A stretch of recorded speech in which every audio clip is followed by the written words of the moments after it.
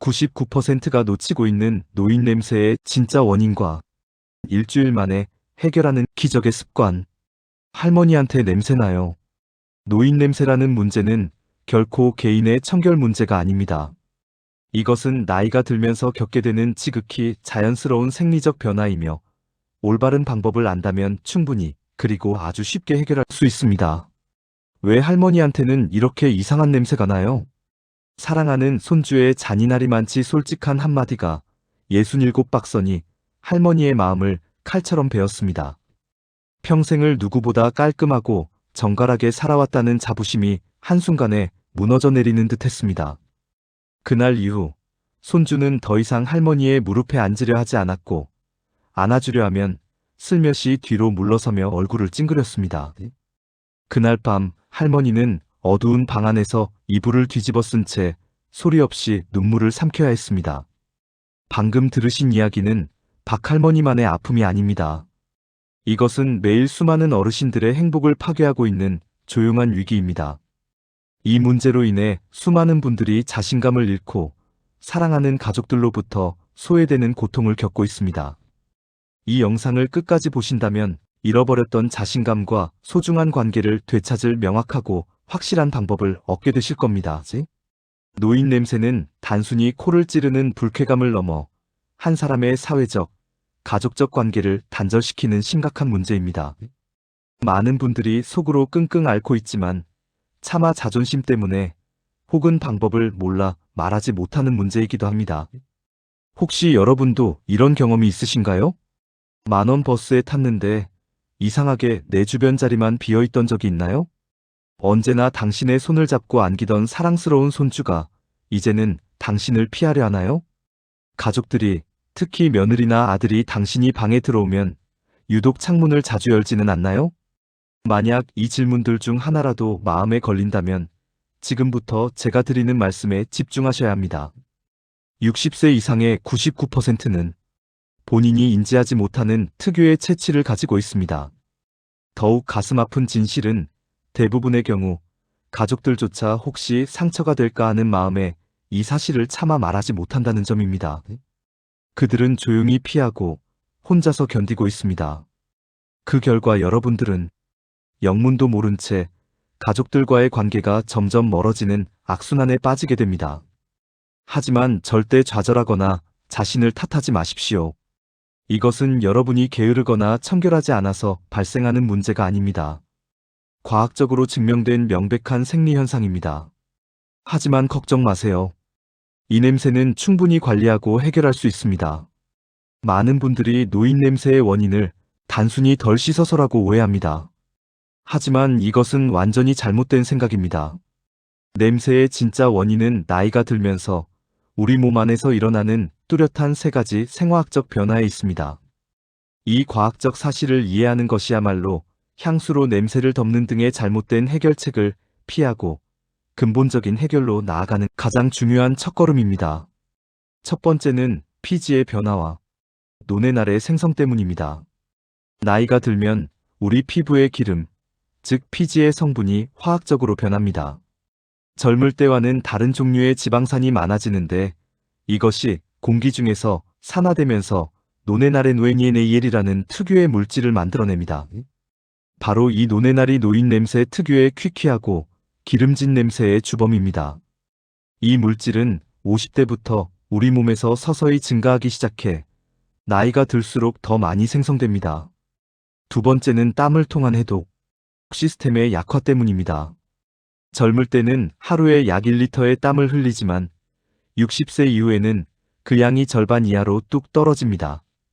땀이 줄면 냄새도 줄어드는 것 아니냐고 생각하기 쉽지만 사실은 정반대입니다.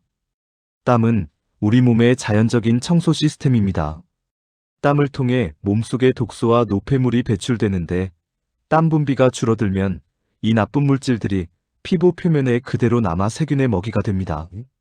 결국 세균이 번식하면서 불쾌한 냄새를 만들어내는 것입니다.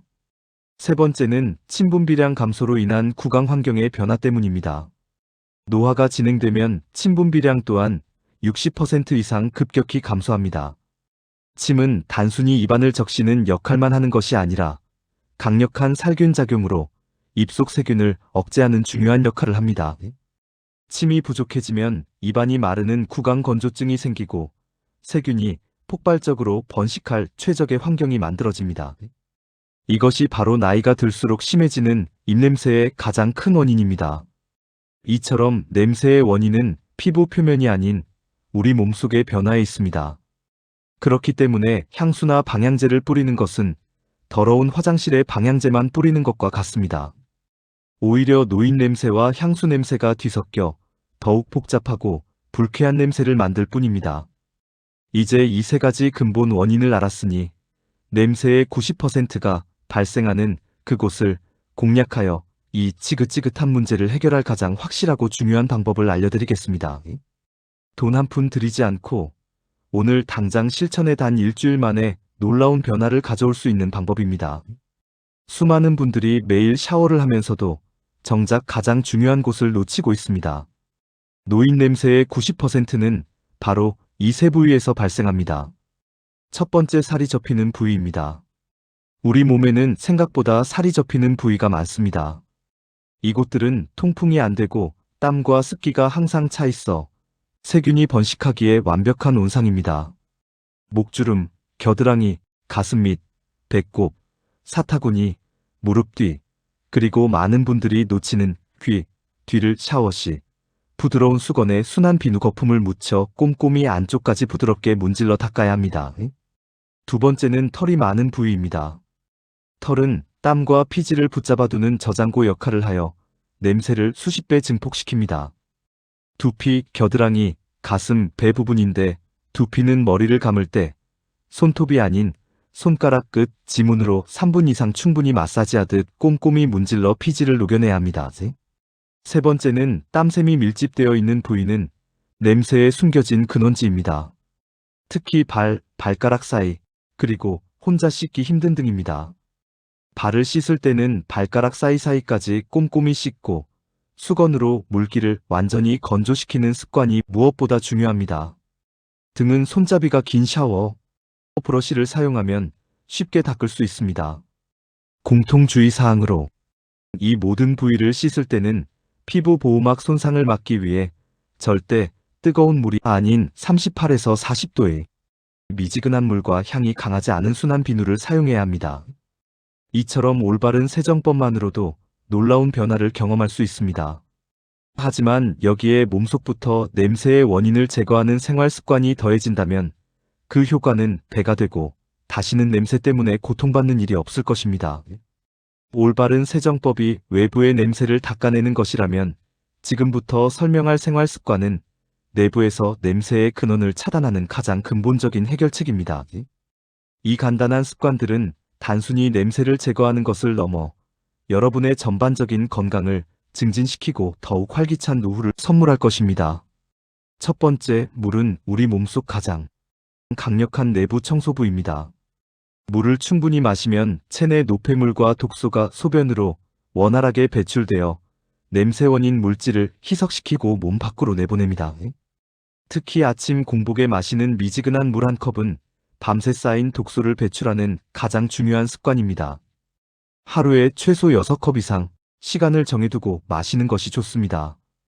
두 번째는 햇볕 아래 가볍게 산책하기입니다. 햇볕의 자외선은 피부 표면에 유해 세균을 죽이는 강력한 살균 효과가 있습니다. 또한 가볍게 땀을 흘리는 과정에서 몸속 노폐물이 자연스럽게 배출되는 일석이조의 효과를 얻을 수 있습니다. 피부 손상 위험이 적은 오전 10시 이전이나 오후 4시 이후에 부드러운 햇살 속에서 하루 20분 정도 숨이 약간 찰 정도로만 걸어보세요. 세 번째는 항산화 식품 섭취하기입니다. 우리가 먹는 음식이 곧 우리 몸의 냄새를 결정합니다. 토마토, 사과, 딸기, 고추, 현미, 마늘 등 색이 진한 과일과 채소에는 항산화 성분이 풍부합니다. 기름진 음식을 줄이고 이런 식품들을 식단에 추가하는 것만으로도 몸속부터 변화가 시작됩니다. 네 번째, 완벽한 구강 관리하기. 아무리 몸에서 좋은 향기가 나도 입냄새가 심하다면 소용이 없습니다. 하루 3번 양치질은 기본입니다. 하지만 입냄새의 주된 원인은 혀에 낀 하얀 막, 즉 백태에 있습니다. 약국에서 저렴하게 구매할 수 있는 혀 클리너로 하루 한 번 혀를 부드럽게 닦아내는 습관을 반드시 들이세요. 또한 무설탕 껌을 식후에 잠시 씹는 것은 침 분비를 촉진해 입안을 깨끗하게 유지하는 데 큰 도움이 됩니다.